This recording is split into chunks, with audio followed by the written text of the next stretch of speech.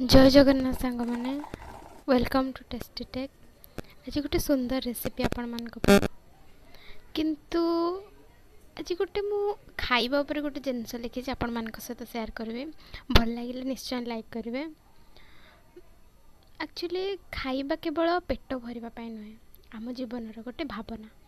छोट बेले से माँ हाथ रंधार खाद्य आज आम मन को खुशी कर दे। केवल भात डाली आलू भजा हो गले आउ किसी दरकार हुए ना। आमर खाद्य ना भल पाइबार गोटे स्वाद, किंतु जिते आम बड़ हो केवल खाद्य खाइबा नुहे गोटे स्मृति हो जाए।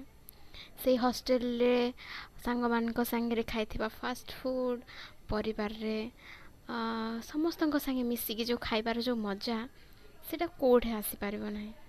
प्रत्येक मुहूर्त आम जीवन खाद्य सहित ही जड़ित। केबे केबे आमे बहुत भल खाद्य खोजु, किंतु सत कथा होची कि घरर से जो सिंपल फूड होममेड फूड सबुठु बेस्ट। खाइबा केवल टेस्ट नुहे, एटा आमर संस्कृति, आम परंपरा। प्रत्येक राज्यर निजर खाद्य अच्छे जहाँ से ही जगार कहानी कहे।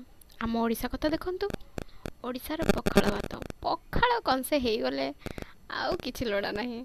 हाँ ना नहीं, साधारण हेले मध्य हृदयर खाद्य मिलीगले किछि जदि उपास व्रत आपन करजंती पखाल टिके हो जाओ, जहाँ हेले पखाल टिके खाई दियो। हाँ कि नहीं? तो खाद्य आमको ना एकत्रित करके रखे, से खुशी रे हो कि दुख रे हो। प्रत्येक खाइबार केबे आमे अवहेला करबानी। प्रत्येक मुहूर्त को आमे कौन करबा, उपभोग करबा। कारण जीवन सबुठारु भल स्मृति तो ये खाइबा संगे ना सांग माने। जदि आपन भी